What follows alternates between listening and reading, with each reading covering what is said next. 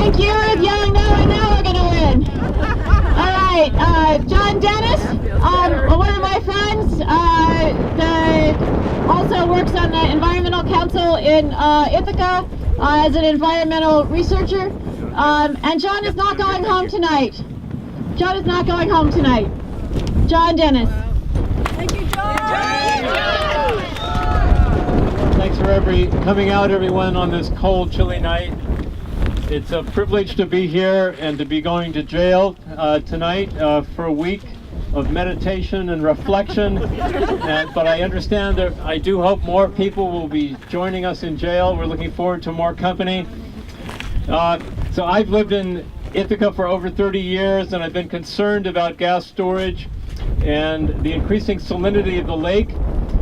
Its sodium is presently 4 times the EPA's advisory limit for sodium for the elderly and young children, and yet 100,000 people are drinking this water. So we need less salinity, not more.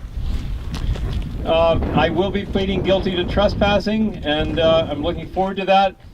And I'd like to actually give you a preview of a news conference that may be happening in the next year or two. We may need to be patient, but if you'll just hold on for a sec.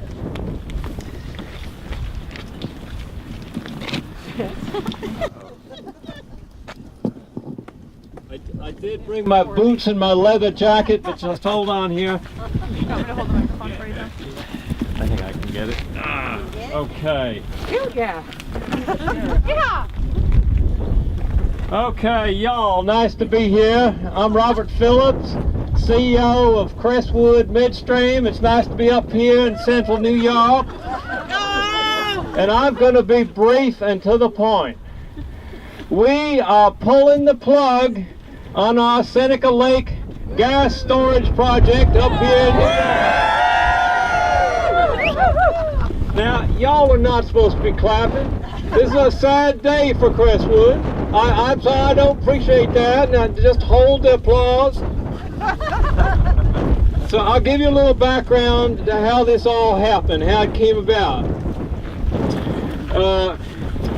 We merged with Crestwood Energy Midstream back in 2013, and we didn't know everything that we were getting. But if y'all have read our 10K, you know that everything we own has been built since 2006. So unlike them older fossil fuel companies like BP, Exxon, excuse me for reading my notes, but I get a little addled unless I have my notes right here. So unlike them other companies, we don't spend much on maintenance. We get new equipment, and we're proud of that. So when it comes to gathering, compressing, dehydrating, and treating gas, we're good at it, but we always use the brand new stuff. We build it, we use it, and we move on. And by the way, just as an aside, you may have noticed that none of the subsidiaries up here have our name on it, and they don't own a lot of assets, because we are good at moving on when the time comes. So I personally was a little confused when I learned that well 30 was at the top of Energy's list for gas storage, because that was the one that had that big ceiling collapse back in the late 60s, and TEPCO, they got cold feet and they sold out after that ceiling collapse. They moved across the road down here, and they didn't use salt.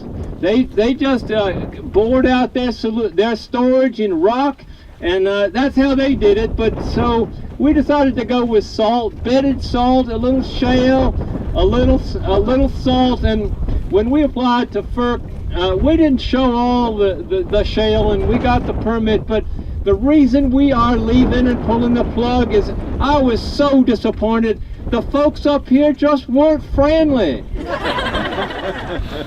There had been some arrests, but dang, in November 2014, they just kept coming to the gates and they get arrested, and then more came and they kept coming, and we thought, we'll just wait it out. And winter's coming, they'll get tired, but they didn't stop. They kept coming. We couldn't even get a FedEx package in. let alone a 10-ton valve. So here I am, we're pulling the plug, but I gotta warn y'all, we may be coming back because sometimes we change our mind. Anyway, my Learjet is waiting, but y'all got any questions? Just go home. Oh, shucks. All righty, well, good night to you. My limo is here. Y'all take care now. We might be back. Yeah.